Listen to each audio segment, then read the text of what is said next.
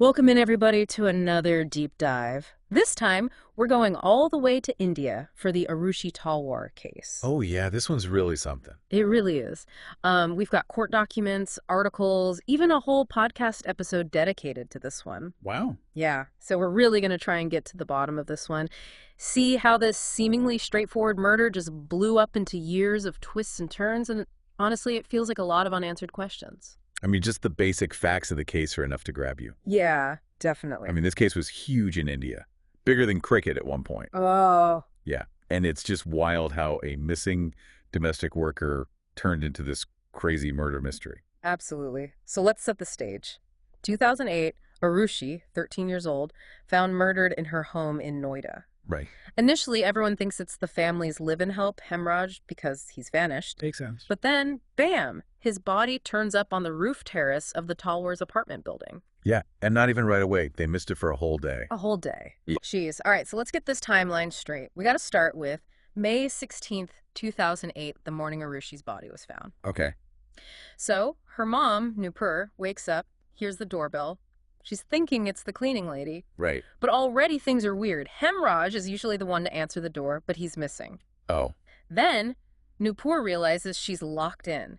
The outer door was bolted from the outside. Seriously? Yeah, so she finally gets the cleaning lady inside, but then they find Arushi. Oh, God. Yeah, and here's where the initial response gets messy. Okay. They call the security guard first, not the police. Huh. So almost an hour passes before the authorities even arrive. And in that hour, Friends and family start showing up. The media's swarming the place. so the crime scene is already compromised. Exactly. Yeah, you've got all these people there. Evidence could get messed up. It's just chaos. It's a nightmare for any investigation. And then, to top it off, Yeah. the police don't even secure the apartment properly. Ugh, talk about adding insult to injury. Yeah, so they're missing Hemraj. The crime scene's a mess. So naturally, everyone's looking for Hemraj. They Yeah. think he's the guy, right? Makes sense. He's gone missing. So they interview his son-in-law. They're checking bus stations. They want answers. Right. Meanwhile, they do the autopsy on Arushi. Okay. Blow to the head, throat slit after she was already dead. Wow. No signs of sexual assault, though they did take vaginal swabs, just in case. Okay. But the next day, things get really wild. A retired police officer who knows the Talwars, KK Gautam, he goes to the crime scene. Okay. And remember that locked terrace door Yeah. with the blood stains leading up to it? Nobody knows where the key is, so Gautam was like, just break the lock. Yeah. They find Hemraj's body. Whoa. So now it's not just one murder, it's a double homicide. And everyone's back to square one. Yeah, I mean, what started as a seemingly open and shut case just turned into a complete maze. We've got a compromised crime scene, a missing body that shows up later. It's like every step of the way, there's another complication. It's like a puzzle where the pieces just keep changing shape. Exactly. And we haven't even gotten into the suspects and theories yet. Yeah, this is just the beginning. So you've got this huge investigation going on, and of course the media just explodes. Oh, yeah. They love a good mystery. Everyone's glued to the news, wanting answers, and that puts a lot of pressure on the police. Right. Gotta solve this thing fast. And then, out of nowhere, they drop this bombshell. Rajesh Talwar, Arushi's dad, is the killer. Whoa, hold on. How did they even get there? They come up with this whole honor-killing theory. Honor killing. Yeah, they're saying Rajesh had an affair. Both Arushi and Hemraj knew about it, and Rajesh just killed them both to save face. Okay, first of all, that whole honor killing idea, it's just messed up. Totally agree. It's a dangerous way of thinking and often unfairly targets women. Yeah, it's really disturbing. And did they even have any real evidence to back this up? Not really. That's what makes it so concerning. They're jumping to this huge conclusion without much to go on.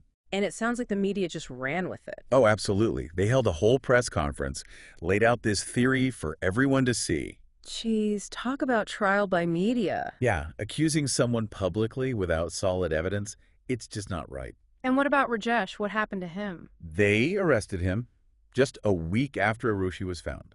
A grieving father accused of murdering his own daughter? Yeah, and a lot of people were outraged. They saw it as the police trying to find a scapegoat. Right, gotta appease the public somehow. Exactly. So things are spiraling, the investigation's a mess, and that's when the CBI gets involved. The CBI. Yeah, India's version of the FBI. Ah, so they bring in the big guns. They had to. The case was getting out of control, and they actually did things right, sealed off the apartment, started collecting evidence properly. Well, that's a start, but I imagine the damage was already done. Yeah, the crime scene was messed up from the beginning. Plus, crucial stuff like Arushi's bedsheet and mattress, gone. Con, how does that even happen? It's a huge mess. You got to keep track of every single piece of evidence. That's Forensics 101. Right, any little slip-up can throw the whole thing off. Exactly.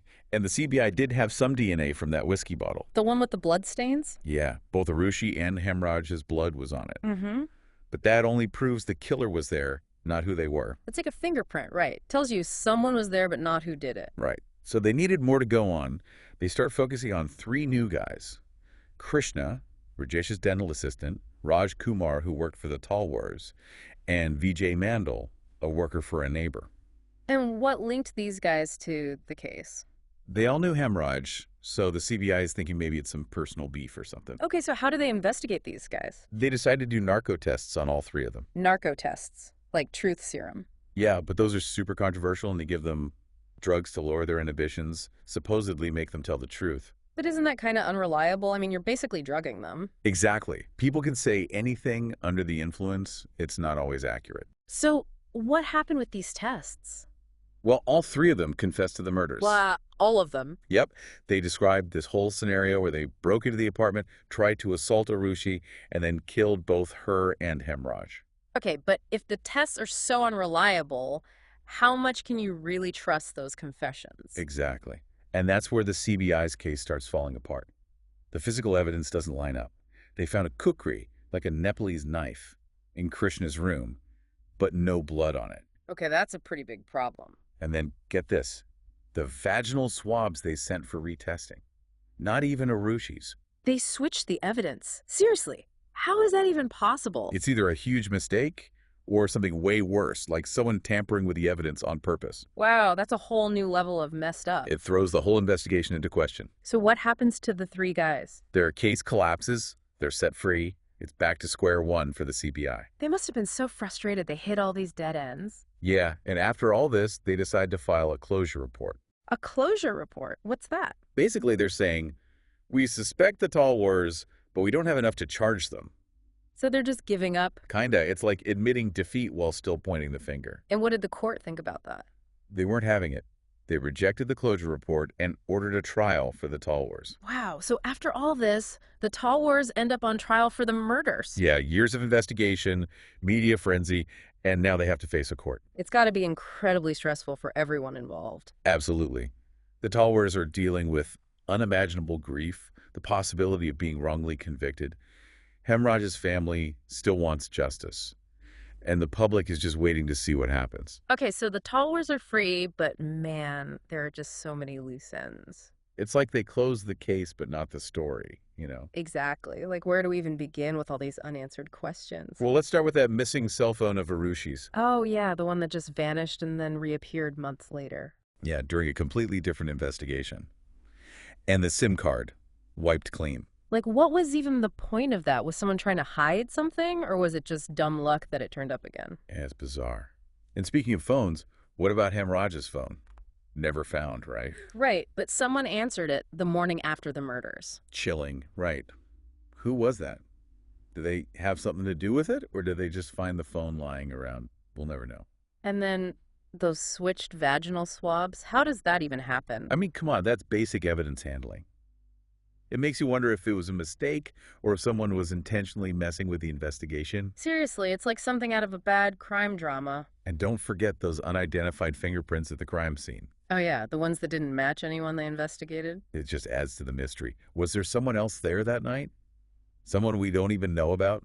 It's unsettling to think about. Yeah. And then you've got the post-mortem doctors changing their statements. Yeah, that's pretty strange. First, the doctor who examined Arushi, he didn't say anything about her vaginal opening being unusual. But then, like a year later, he changes his tune, hints at a possible sexual assault. I mean, that's a huge detail to change after so long. It makes you question what else might be inaccurate or incomplete in those reports. And the doctor who examined Hemraj, he amended his findings too, said the killer might have had surgical experience because of how precise the throat wound was. So now we're looking for a killer with a specific skill set. It's like adding another layer to this already impossible puzzle. It's just mind-boggling. So much confusing and contradictory evidence, it's almost impossible to make sense of it all. It's like trying to put together a puzzle with half the pieces missing and the other half don't even fit. It's no wonder people have come up with so many theories. It's a case that just stays with you, you know? The Talwars were cleared, but we still don't know who actually killed Arushi and Hemraj. It's a reminder that sometimes, even with all the investigations and court trials, the truth remains out there, somewhere. It makes you think about the limits of our justice system and how sometimes, even when the legal process is over, the real story isn't. Absolutely. And it highlights the importance of things like thorough investigations, proper evidence handling, and a media that doesn't jump to conclusions. All crucial elements for a fair and just outcome, which is something that feels lacking in this case. Yeah, it's a complex story with no easy answers. Uh, And sadly, it leaves us with more questions than solutions. we may never know the full truth behind the Arushi Talwar case, but it's a story that demands to be told and remembered. So thank you all for joining us on this deep dive. It's been a heavy one, but these are the stories that need to be told, no matter how unsettling they may be. Thanks for having me. It's been a fascinating, albeit disturbing case to revisit. And to all our listeners, stay curious, keep asking questions, and remember, sometimes the most compelling stories are the ones that remain unsolved.